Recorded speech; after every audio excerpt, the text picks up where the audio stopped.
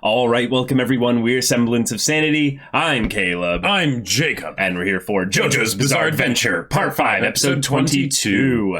Oh my god, we had ourselves like one of the most like kind of D&D moments in JoJo's where the party legitimately splits up. Yeah. Like, it was one person getting left behind, but it was almost two. Yep. Like, so many people, oh my god, so many people were messaging us after this being like, you guys don't get it. Mista was definitely going to be first. He's ride or die, but he was the fourth person to join if he did that. But also, there were four people on the group that hadn't gone yet, so, you know, like... So, he was damned if he did, damned if he didn't. Right. So, it's really big that Abakio went first, because Narancia wasn't going to do it. Right. Fugo wasn't going to do it. Mista couldn't do it. Like, couldn't, actually. And then, of course, Abakio was the one that had, in our opinion, like, one of the biggest kind of character development moments he could have, really, if he was the first person to go. Because he's kind of the big brother. If Bruno is like the father mother of the whole whole party or what have you, then Abakio is the eldest son with kind of that the like responsible one, the protector, the suspicious kind of bossy one, you know. Right. Yeah. But that aspect, that moment led to just a brilliant bit where then Mista's like, and I'm on this, and then Narancia, freaking voiced by our boy Deku as well, just had his wonderful moment, and we're like, oh my god, I keep forgetting like how much he is definitely the like kind of the mob mentality kind of group member where it's like once the group kind of sways a big direction and stuff, he gets scared because he's like, I need to be with you guys. Y'all are my family. It's the thing where he talks the big talk, but, you know, at the same time, under it all, he's, you know, kind of an insecure, nervous, you know, little kid. And he wants to be with his family. Yeah. And, I mean, like, all of them are little kids to me. Like, they're all teenagers, basically. So yeah. I think Abakio is actually... Isn't he the oldest one? Abakio is the oldest one, I think. I think he was an actual cop. Right. I think even Bruno is younger than Abakio. Potentially. Pretty sure. But yeah, like... Fugo's gone. Like, Fugon. Well, like, Fugo... Like, this is the thing. Fugo, if he is, like, gone, that's incredible that they would actually do that. I think that he's definitely going to come back in some way, shape, or measure.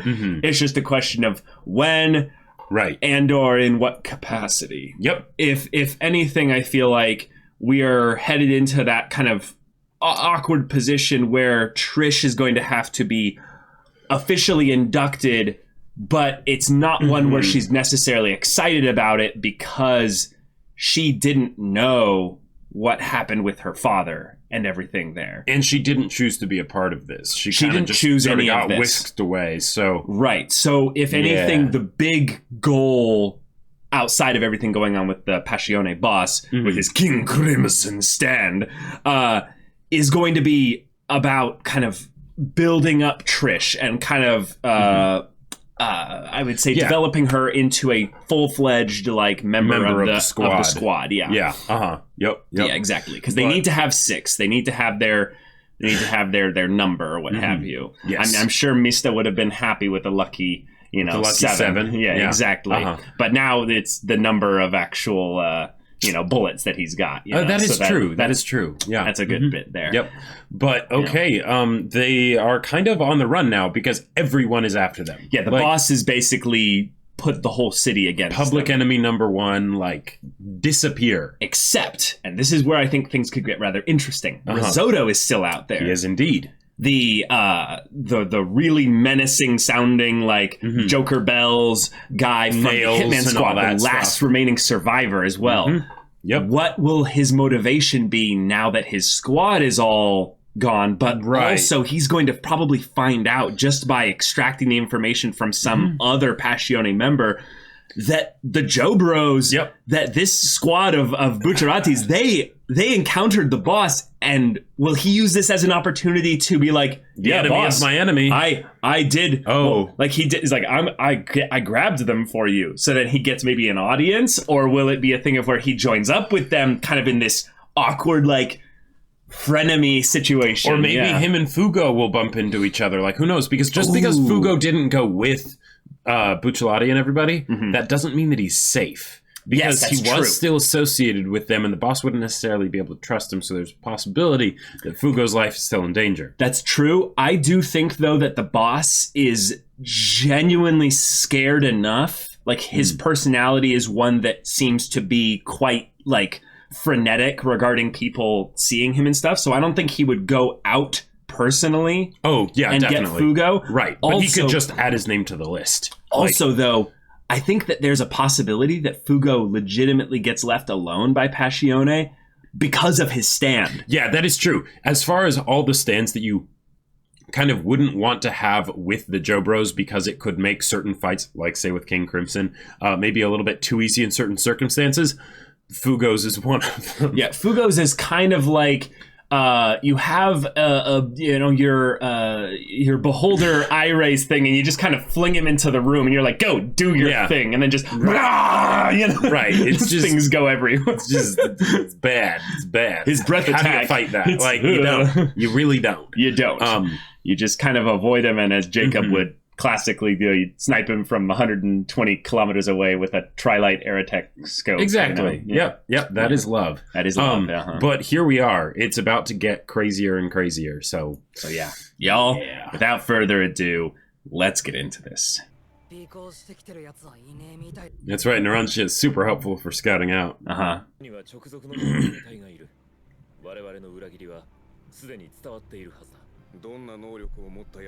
Are we gathering allies?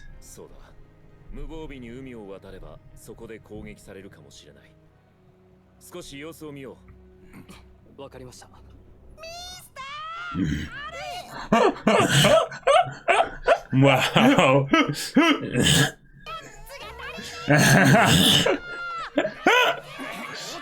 He's like, guys, I'm on quarantine. I can't go out and ride.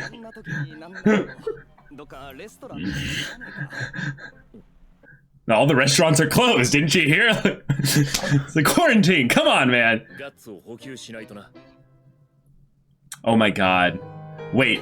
New OP? New OP! Oh. Whoa. Opposing the fate willed to us by God, we gangsters will raise a flag of rebellion. Oh. All right. Yes. This feels much more grand and yeah. Like, oh, you know.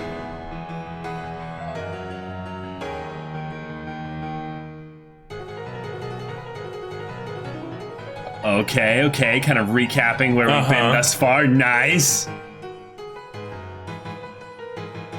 Yeah. Oh. Swore to defy the devil. Damn, yeah.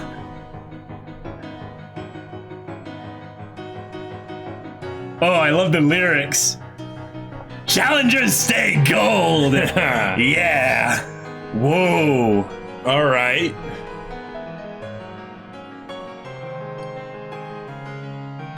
Whoa, everything turned upside down. Oh.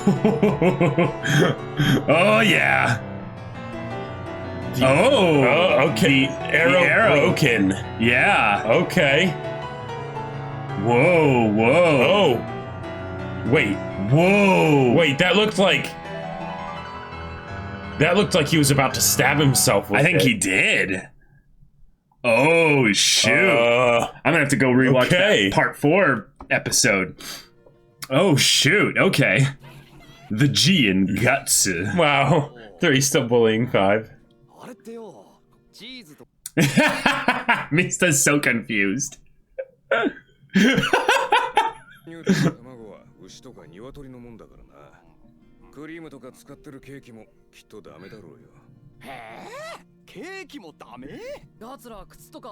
Oh!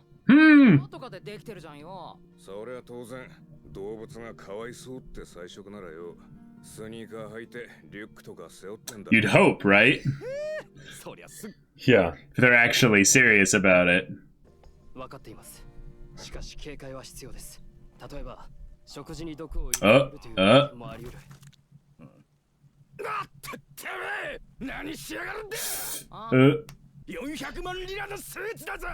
Oh crap. You're already outside. Oh! Oh! Oh! Oh! Misa's just like, what? And then immediately joins. Ah, no, they're all doing it!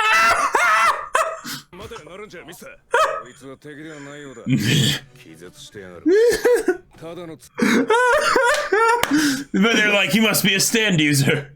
Get him. Yeah. Yeah, that Too bad stain. about this stain, yeah. As opposed to all the blood that's in the suit now. Wow, wow. They, My God. This is such a D&D party thing. Yeah, They're yeah, just like, now we'll just abuse his body and stuff like that. Yeah. Oh my God. ボスとの戦いの後、ブチャラティの心臓は確かに停止していた。手を怪我した時も、傷口から一滴の血も流れ出なかった。Yeah. どうなのだ。ボスのスタンドは明らかに時間を消し去り、そしてその中をボスだけが自由に動いていた。Mm-hmm. 無敵だ。どう考えても。Essentially. ただし。That's true. You could just wear him out. Or do that, yes, that's true. He already has.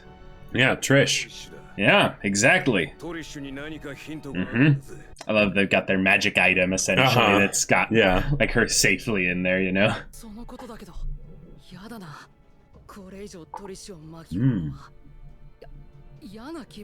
Oh.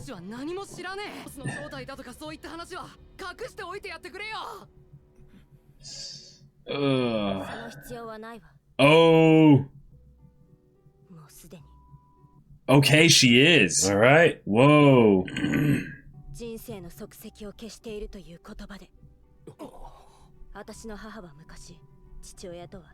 Sardinia. Okay. Okay.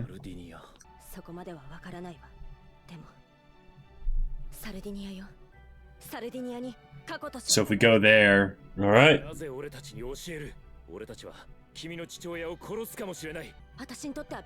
All right, she's resolved. Okay. Okay. All right, she's with us.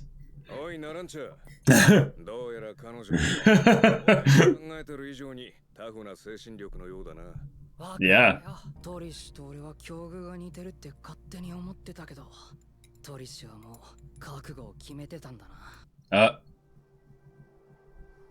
Uh-oh. Crap. Danger, Will Robinson. They separated Narancia already in some way. Oh my God. Everyone's looking the other way. Yeah. There's another spoon in there. Oh. What? Oh! Oh! Okay. So some kind of piranha, like... Yeah. Hey, he actually, like, said something. Yeah,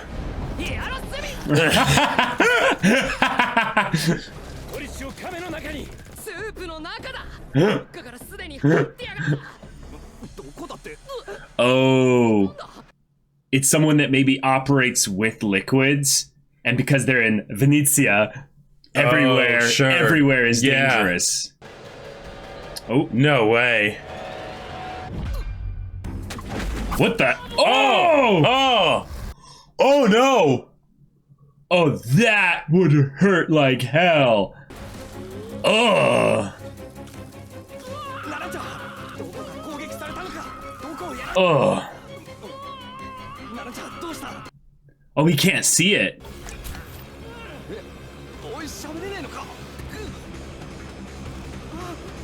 Yeah. Yeah. All right, all right, all right. Oh God, no!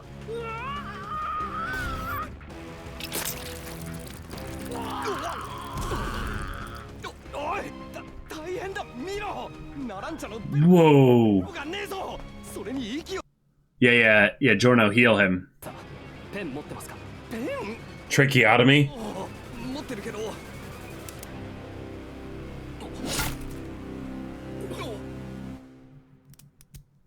Yeah. ペンに生命を与えて舌の部品を作りましょう。これなら呼吸をしながら舌ができる。 What the heck is this stand? Like, All right. I really hope it can't move into open blood. Because that would be a problem. 出てきたぜ。ボスが情報で言ってたこと。Oh. ランチャーを救いやがったのは少し驚きだな。正直言って俺のクラッシュの攻撃だけで十分と思っていた仕事だけど。brothers or what have you? 滅させるには込んできたかい。スクワ Squalo and Tiziano. All right. Tiziano, I believe, is voiced by Overhaul. Oh, yeah, he does sound like him. 一人ずつだ。ティッツァの Tiziano. スクワロナランチャーを使ってな。 Oh, Okay. all right, all right. So they have to be careful about engaging directly. 勝ったよ。何を見たんだ。敵のスタンドはどうやって攻撃してきた。やつはスープから出てきて。ナランちゃん、無理しないで。やつは石ころみたいなやつで、でっかくて店の奥に逃げてった。 Wait. はあ、石ころ。 Oh, this is the other stand. Yeah. 今俺そう言った。 Oh, crap. じゃあ聞くがよ。その敵っつうのはこのくらいか。うん。いやじゃあ。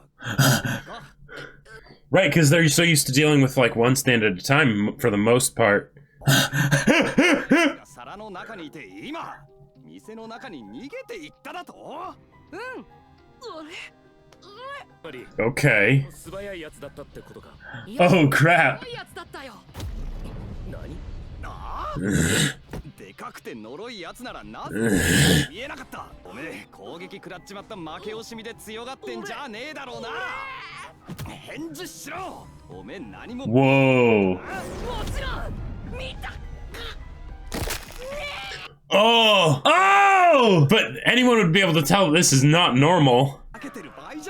I mean, Narancia is a pretty weird person, but どうやら遠隔操作型のスタンドらしいな。 Definitely, yeah. ここどこからか見ているということですよね。 yeah, but it's like you were saying, yeah. Traveling through the water. Yep, yep. 行こう行こう。ぜひ運河を。 Ah. Oh no! ナランちゃん。ですから今そうしようと見せてみろ。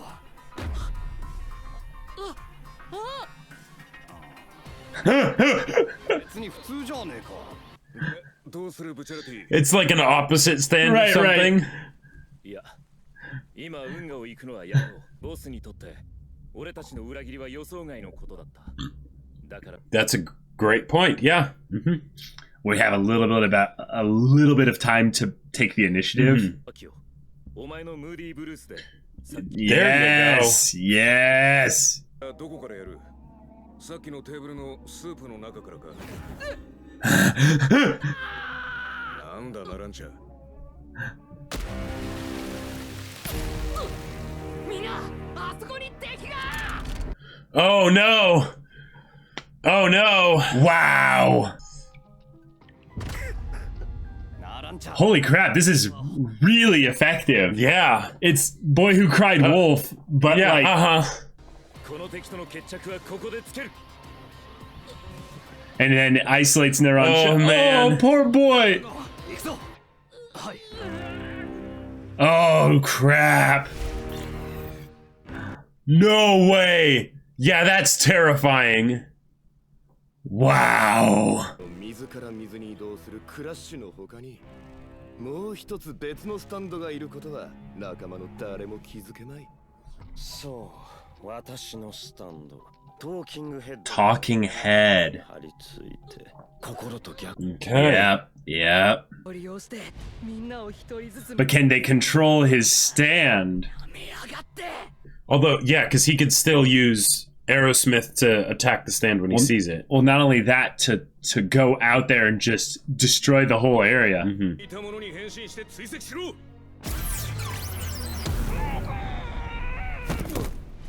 ナランチャの中に入ればひとたまりもない。こうなったらいちいち力。 Wow. Oh! Oh! まずい。中を覗くな。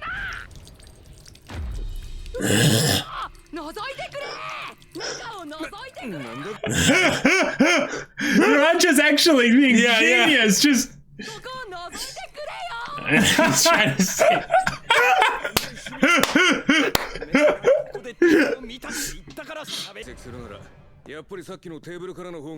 Yeah, good. This is so crazy. The miscommunication humor is off the like. And the fact that they're doing something so incredible. funny. Oh no. What? ナランちゃん、その指どうしたんです？どこかの出っ張りに引っ掛けたのですか？ Snag it somewhere. 止めてあげましょう。 Did he just put his hand in his hands in his pants? やっぱり何か変ですね。口の中がどうかしたのですか？さっき敵に舌を攻撃されたけど。Oh, Giorno, yeah. とりあえずその怪我を治しましょう。さあ見せて。 He's gonna be like, wait a minute.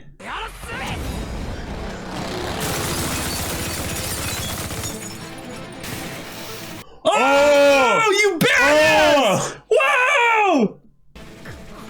Oh! さっきからずっと君だけが何らかの攻撃を。 Yep. All right. So tell the others. 口の中に何か残されたのですか？最初の攻撃で。例えば逆のことしか。Yeah.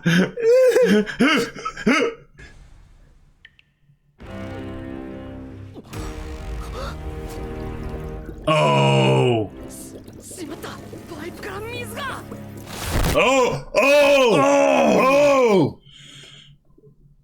Oh crap.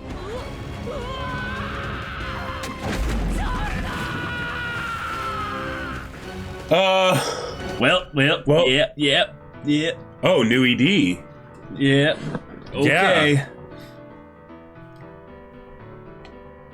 Ugh. Okay. Well, we got ourselves a multi-parter stand encounter. Oh. Ooh. No longer Stardust Crusaders.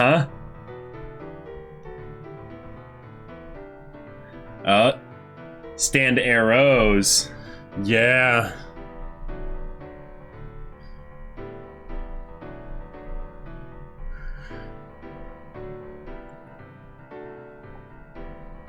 Whoa.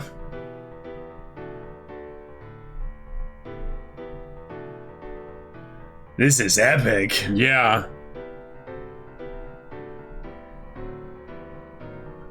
So it's a pillar with their all stands their on it. stands coming up towards the top.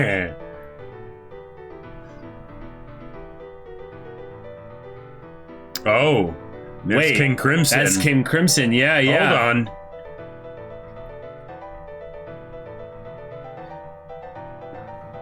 At the top,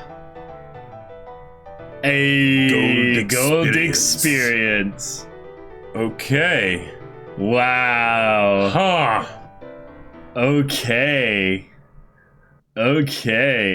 All right, we got ourselves the new kind of stand of the week encounter setup. Yep. We kind of resolved what's going to happen with Trish in this new dynamic here. Right. And then covered a little bit of how the group's plan moving forward will affect things with ultimately having to take down the boss. Yeah. So right now they seem to be caught in a kind of a typical stand of the week encounter situation, but because we came so close to death and horrible like potential TPK, just everything going awfully horribly wrong in the last 2 episodes. I'm genuinely afraid for Narancia at this point. Well, it's weird. I'm not really, but in a weird way, because last episodes were so serious. They were so overwhelmingly serious, and it was fantastic. Right. This is a little bit more comical. And it's almost strange that they're going from serious stuff to, now let's have opposite day comedy. It's still intense because, you know, they're like their lives are on the line, right? Right. But it's like now we're gonna have Narancia being like, I'm going to pee to keep you from coming over here. You know, come over here. Look at what's happening. You know, check this out, right? You know, like, yep, there you go. Like that is the perfect way to cut the tension. Well, it's definitely a way to do it. I would say it definitely feels very Stand of the Week-esque. The reason why I was worried about Narancia specifically with regards to his life potentially being in danger is that there's a rule that's kind of being not broken here, but kind of being bent a little bit, and that is that there are two stand users attacking them.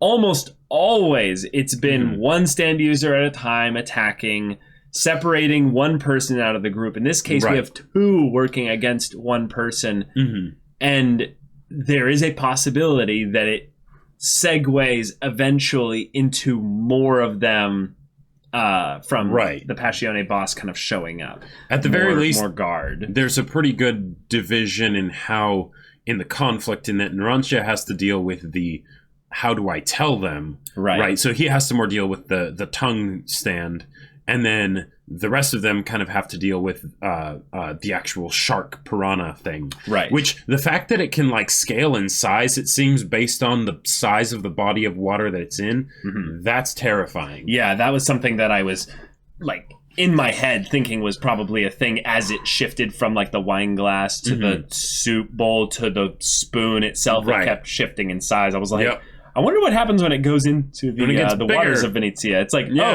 that's the kaiju, the kaiju. Like, well, the water isn't too deep there, obviously, because they're canals, you know. Yeah, but it's like, thankfully, they're not like, if this was in that episode of Part 3 where they're on like the actual like, you know, liner boat going across the ocean, that would have been bad. That would have been really bad. It just swallow them whole. Yeah, that would be pretty cool to see. That would be really cool to see, because then you could finally maybe have all of the stand, squad, you know, all the squad working against the same big stand. Kaiju, fish monster thing. Yeah. But okay, this is the encounter here, and I like that their stands are both kind of weak, actually, like the members. But the fact that they can use extreme range, and the fact that the stands themselves are also really difficult to see, apparently. Yeah, this is something that's probably just something to be said, that they're quick. Sure. Or that they blend into their surroundings a little bit. Right. But at first I thought there was something where, like, because it had actually affected Narancia, now he was capable of seeing it. Like, it has some sort of first strike ability. But it seems like more what it is that it can travel through any liquid at all. Real fast. Really fast. So it's essentially in another dimension until it wants to appear in a liquid. So that's something where, Mista would look at the liquids and he wouldn't see it. Right. Because it's just choosing not to appear at that point. Which also brings up another thing that's rather potentially freaky, is that they might be able to see and observe through their stands as well. Because they're combining the stands in order to do specific things, so that Narancia gets more liquid out and about doing things. Because clearly when they were in the bathroom, they have no line of sight. They have no direct line of sight. Right. As to what's unless going they on have, like, there. Infrared goggles or something like that. No. Like, they still wouldn't be able to know, like, where the liquids are inside the pipes of the building itself. Which might be something where the stands have enough agency that the stands coordinate. Oh! No, that's what Abakio said. They're remote controlled, meaning that they could have their own thing, like Sheer Heart Attack, where they constantly seek out more liquids, or like Narancia's Aerosmith, where it's just like detect a little pop up thing where they're just like, all right, cool, I'm in command mode. That would be pretty cool. Yeah, you would almost need to have something similar to that, at least for any kind of remote stand. just in general. Right. Yeah. But one of the things that I thought was the antics of Narancia trying to tell them in all the different ways and him being unable to were great. Yeah. The whole idea of the tongue like extending itself like we're in Parasite, the Maxim or something like that. Like that was gross. Body horror. Yeah. I'm not sure how it made him point in different directions. But well, I think it's based on intent. So he was pointing this way and then he swung it this way. Right. One of the things I was wondering is like if like the tongue like slithered around the back of his arm and like yanked it the other way or something like that. I don't think it did that. Yeah, I don't think it did that either. But yeah, maybe it's something where it's on the tongue, but it applies it's not just that it controls the tongue, it applies some general effect to him as a whole. Right. Yeah. Right. Like maybe it's not perfect control for the rest of the body, but there's a reason why he's not able to do sign language or some kind of just like write coded signal of like right. You know, like could he mouth the words? Yeah. Like well or just like you know, right. Yeah, exactly. Some kind of universal signal for help me. Right. I'm dying. Well, and it kind of is a bit of JoJo's logic of like, oh yes, Giorno is the only one that notices that Narancia has something wrong with him, where all the other times he's like his body's contorting and he's like and they're like, so what? You're just proud, like, you know, you don't want to admit that, like, you know, okay, that you know your tongue got bitten off or something. Yes. You know. However, they did set up in the beginning of the episode that the one person who was not willing to calm down was Giorno when everyone was sitting down at the restaurant, and Bucciarati was like, "Hey, Giorno, relax, get it, relax, calm down." Mm-hmm. And then Giorno's like, I still haven't figured out what's going on with here. Well, right, but he said I still haven't figured out what's going on with Bucciarati and stuff because because was he brought back to life or something? There is he like some kind of zombified version of him where he doesn't feel pain anymore? Like, and there's the potential that they could use that in this stand fight because since he doesn't bleed, like they mentioned that theoretically it could travel through the blood, which is kind of terrifying, right? Because there's the traveling through the blood and then it's on you and then it can all that. But what if it ever got inside you and decided to then just chest burst or something? Like maybe it has to be like an open, bit of liquid in order to be able to travel in it. But maybe that's part of it is that it does exit the surface area of liquid, but when it's in the volume of the liquid, it doesn't exist. Like it just, kind of. But there's a lot of things that are more for the dramatic effects of the stand rather than whether or not we should get into the nitty gritty of how it works. But that could potentially be something where that is brought up in that the other stand users are all like, okay, if we get Bucciarati to bleed, then that'll be extra territory for the stand. And then suddenly he doesn't, right? Mm-hmm. And then maybe the other JoBros see that and they're like, yeah, wait, what? What's going on here? Yeah, that's true. Okay, so that's our stand encounter we'll have to deal with here. Mm-hmm. We have a lot of things to talk about, though. We got a new OP-ED combo. We did.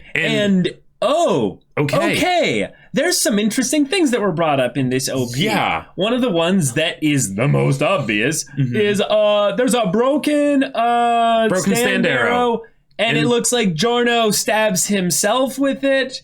And light shines forth from him.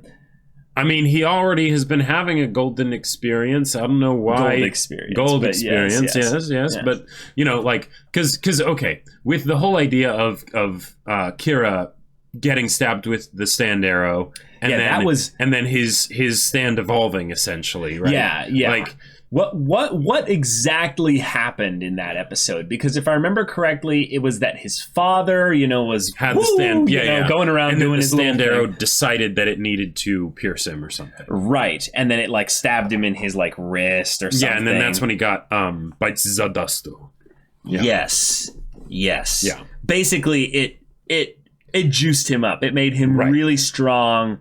But it even gave him an actual specific thing that he could use. It wasn't something where it was Dio kind of stand no power, speed no power, where he's kind of saying I am now much faster or stronger. It was more just And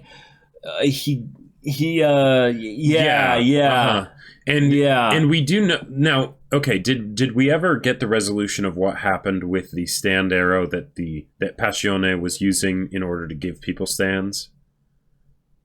I forget, because that was a long time ago. So if we go back to Pulpo Right. was the guy who was getting everyone kind of screened, if you will. Maybe they got it and they gave it, and that was when like Jotaro and Koichi were still there and they gave it to them.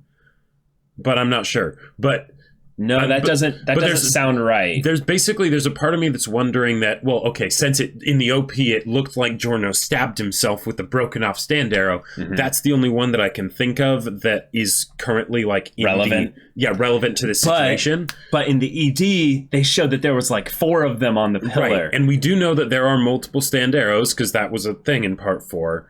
But yeah. Okay.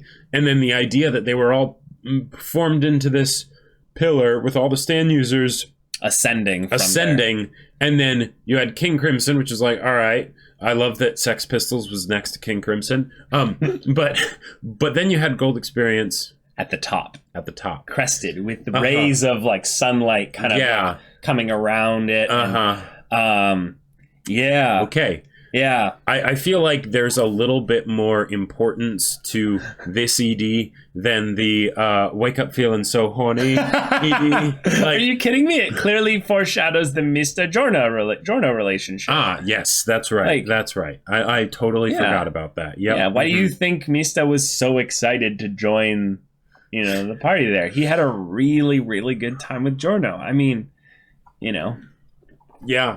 Yep, that's right. It's that's just right. there, clear as day. Yep, be gentle, Giorno. He had a gold experience. Quite. Yeah. He So imbued his life into him. Okay. So that is a big deal, though. Yeah. The idea that they are having the story, like, actually just be like, oh yeah, remember the stand arrows? Right. Yeah. Those are important. Continue to be a thing. Yeah. Yeah. But also, I don't know why, but for some reason the Beatles feel like they're important. Like, okay. It's a design thing. No, right. It's part of the design. Right, it's a design thing. But like, okay, the Beatles are a band. Araki loves bands. It's at the end of like when it does like the episode thing and all that stuff, and it shows like it has like the beetle in the inscription, like, or maybe those are supposed to be scarabs. Maybe it's no, you're overthinking this way too much. But I'm kind of find it funny though, because the Beatles, man, like. Okay, so this is something I wanted to bring up in the original OP. There's the whole heart thing in the very beginning of the OP. Looks like an arrow, doesn't it? Yeah, and it's on the back of a beetle. Like it's a beetle. Yeah, I guess, but or a scarab. No, I think there's a part at the very end of the OP that I remember. Yep, two arrows with a scarab holding both of them, and then scarabs down below. I'm just saying. And like, if they wanted, I think it's more of a visual thing, but I do find it interesting though that the arrows have been in the beginning and end of the first OP all this time. Oh, and they have the arrows actually on all the transition little credits bits there. Oh, yeah. So no, they've been like, it's been all over the place like this whole time. Okay. Well, let's just say if Giorno does stab himself for whatever reason, it's not like his stand was already busted enough. Right. Well, yeah, like one aspect of his stand is not even used anymore, like hardly, because it's not necessary. It doesn't even get that when far. he made someone go crazy. Yeah, the discombobulating them by hitting them. Like that. He doesn't even need to do that anymore. Everything else he has is plenty. Like so if it gets even better, crazier, or maybe that's something where Rocky's like, okay, he's a bit too powerful right now. I'll give him something that's more powerful but simpler and doesn't affect everything quite so much. So I'll nerf or I'll evolve him but also constrain him to something. Sure. Like in some ways, I think what it primarily is going to be is that there isn't any way that they should be able to defeat King Crimson. But King Crimson doesn't necessarily have any way that could necessarily defeat them. One of the things that was very important about the way that they showed the fight between Sticky Fingers and King Crimson was that Gujarati would do his attack rush, go into the attack. King Crimson would galaxify everything, and then he would shift into his alternate space. But he never attacked Bruno or Sticky Fingers in that time, in that space there. Yes. Because basically the time itself was erased, but he has to leap past it. He can't actually interact with these things. He basically just gets to see all that time he play can out. come out at the perfect moment, but he still has to come out in order to influence the real world. Right, Yeah. which means in some ways, if a stand was just fast enough or strong enough to react to it, the actual time that he ends up, erasing, it doesn't lead to them actually being able to fight. So if anything, it's a constant thing where they're just hopping around, potentially avoiding each other, and then you hope that in the time that he's out, that another stand user can attack, and there's some cooldown period where he can't keep using the ability over and over again, because then he would eventually just run away. It's basically the perfect running away stand rather than the perfect kill everyone stand. It is invincible though in that regard. I would love to have something happen where now, not that I would actually love to have this happen, but just for the sake of like what would happen if King Crimson and Star Platinum were like because they both have power over the same thing. So like what would happen? Like would King Crimson just destroy the stopped time and then leap past it, and Star Platinum would be useless? But if Star Platinum stopped time while King Crimson was not leaping through this time, it would just be a bunch of blinking. It would just be a bunch of blinking. It would be it'd be awkwardly trying to get close to each other, and it would be like one of those the universe DBZ would just have a conniption. And right. But it'd be like one of those DBZ fights. They're moving so fast, I can't keep track of them. It's more like, no, they're not moving at all. They just sort of stare at each other, but the stands included, with slight jitterings and rotations and what have you. No, but that's literally what it would be. Oh, man. So I think that what it's going to be is that over the course of this next kind of portion of the story, they're going to get kind of closer to the boss. Yeah. They're going to find out his identity. They're going to find out a way in which they can deal with him. Trish's stand is going to be relevant in that regard. And she still has the calculator skirt, so like, I mean, right. But the biggest thing is just she has a blood relation to the the boss, so she could have a stand that's even remotely similar to his. That's and if she has a math stand, I'm just saying that can be anywhere from really boring to the most busted thing imaginable. Chapter 7 Bankruptcy is one of the coolest kind of examples of a math-related ability. But what the stand arrow means probably is that they're probably going to get an ally within Passione that is going to get them access to that. Sure. I kind of see the OP, the whole raise the flag of revolution, meaning that they will make their own civil war kind of dynamic within Passione, and Bruno and Giorno will lead the new wave of the mafia or what have you. And that's how Fugo can still fight with them even if he's not with them. He's the person on the inside that is helping be the in, and also being like, hey, if y'all want to join this way cooler band, awesome, then go fight for them. That would be cool. One thing though I am a little bit concerned about, more so even than the actual idea of Giorno stabbing himself with a stand arrow and what kind of stand he would get as a result of that. The stand arrow was broken. Why was that the case? So one of the things about magic items and super relics and stuff from ancient civilizations or aliens or wherever those stand arrows came from is they don't break. They don't break. That's not something you do, right? So if it's broken, well, how did that happen? I just want to put it out there that it's still just a regular arrow, right? It's more probably something that was imbued with something, because it seemed to have a will of its own in part 4, right? And that's crazy and all, but I could definitely see, because it creates basically like stands in a lot of ways, or maybe like awakens stands or what have you.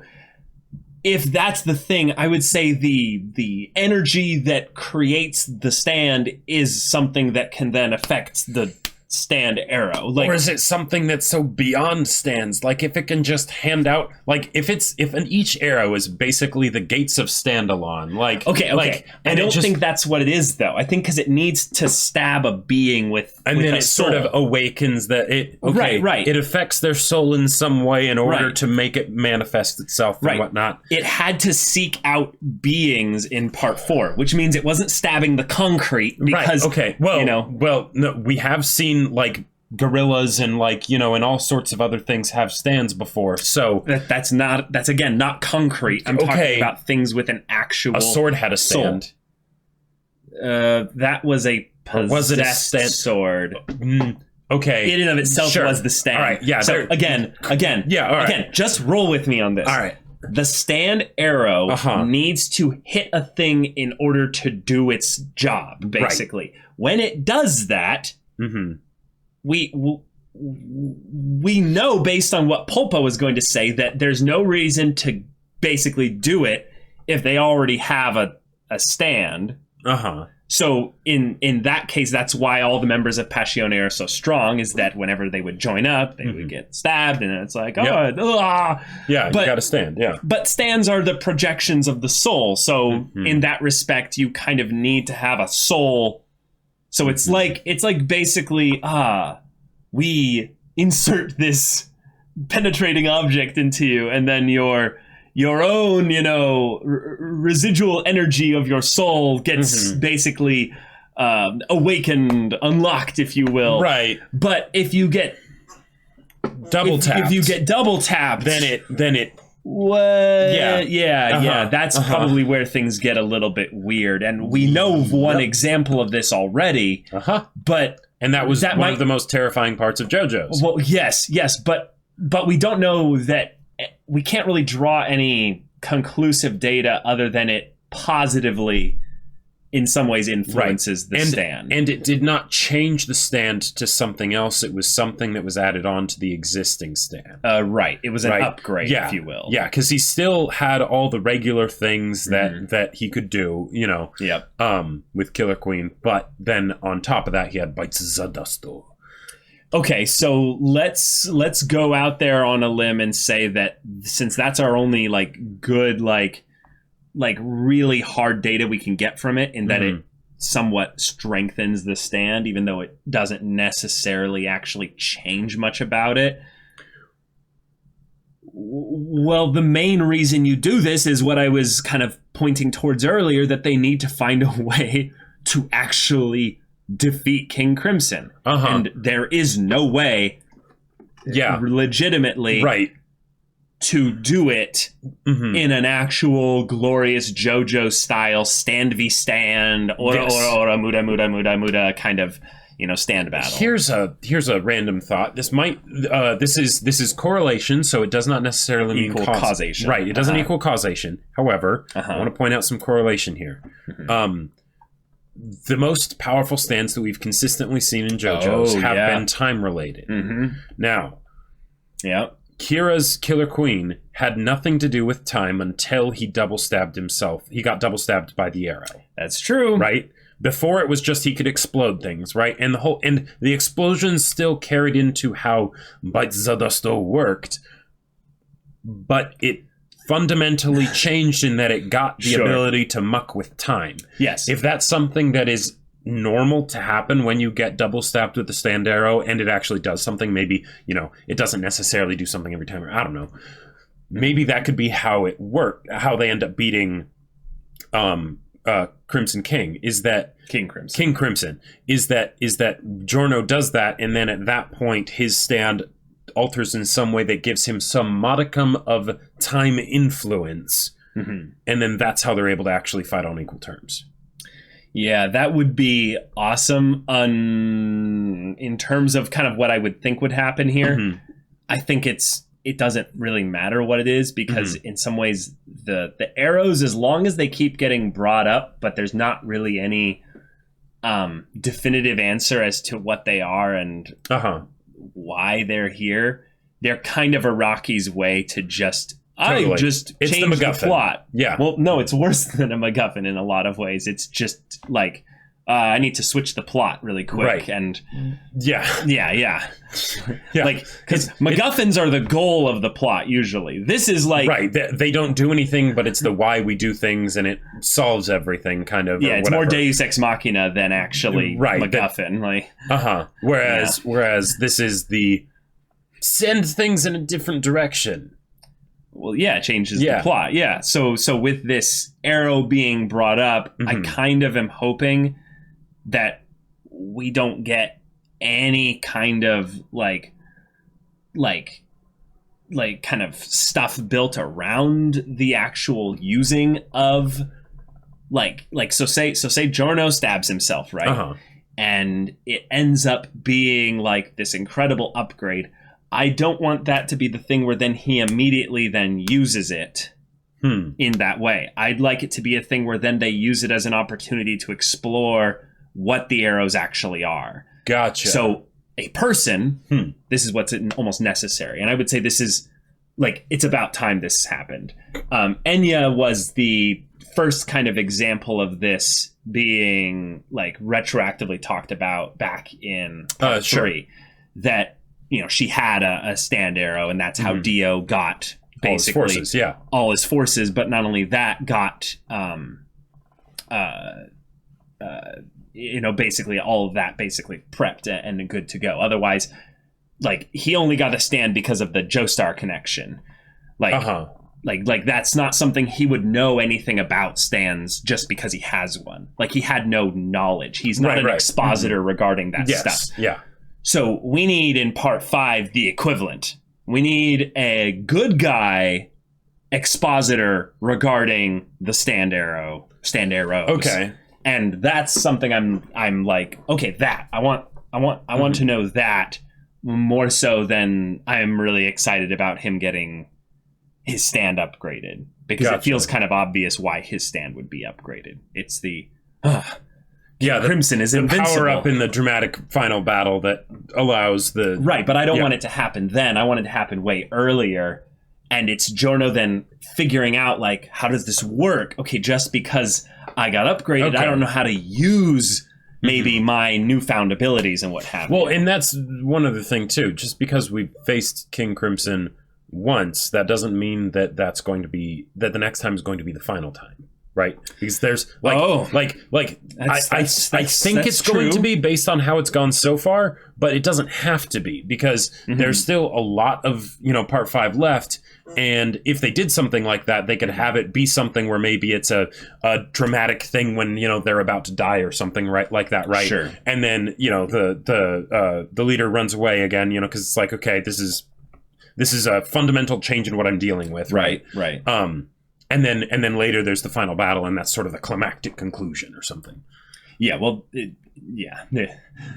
at this point, based on just how they've shown the ED and kind of how the show set up things really from the beginning, Giorno is going to defeat the boss with gold experience. Yep. And that's just how it's going to be. Right, the one to end it all will be. Yeah. However, I would love a little bit more of a part 4 style ending with the squad kind of coming down and bearing down on the boss from tons of different angles. He unleashes the most kind of devastating aspects of his stand, either mortally wounding or almost like killing tons of them. And Giorno basically has to use his stand in such a way that is clever, creative, OP, ridiculous, ends with them having their crazy confrontation. But I am almost a little bit worried just with the introduction of the standard at this point that it might just be a power up in order to defeat the bad guy rather than defeating him with what our characters already have. Right, exactly. So let's bring the stand arrow up really quickly. That's just all I'm saying. But yeah, we've got ourselves a lot potentially to look forward to. Yeah. This episode really didn't move much forward at all because we're getting just the quick encounter of one of the boss's guards.